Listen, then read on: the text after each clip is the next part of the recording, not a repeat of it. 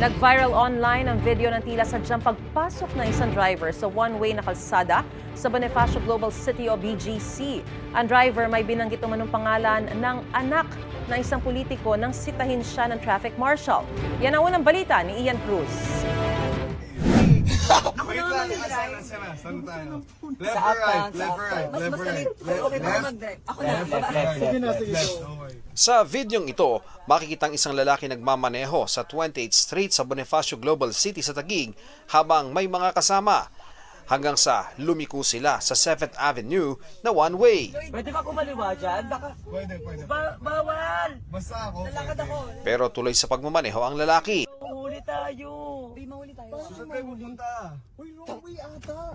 Kaya naman na-flag down sila ng traffic marshal. Yung way, the way. Oh, sabi mo waste. Kuya, we're getting lost. So, The way. Sir. Ano yung pinasok mo? Sorry po, kuya. We're getting lost. Saan po pupunta? Ano yan? Yeah po, pero the waste kasi indicated. Sinusunod ko lang yung mga nakasakay sa akin.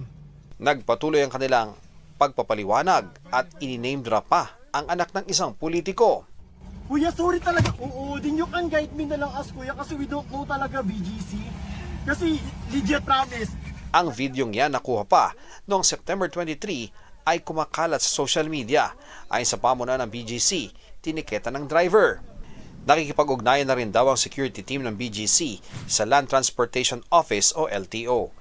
Sinisikapan ng GMA Integrated News na makuha ang panig ng Investigation and Intelligence Division ng LTO ukol sa insidente. Ngayon din ang pahayag ng social media influencer na nag-upload ng video. Hindi malinaw kung siya ang driver o siya ang kumuha ng video na base sa anggulo ay nakaupo sa harapang passenger seat. Ito ang unang balita. Ian Cruz para sa GMA Integrated News.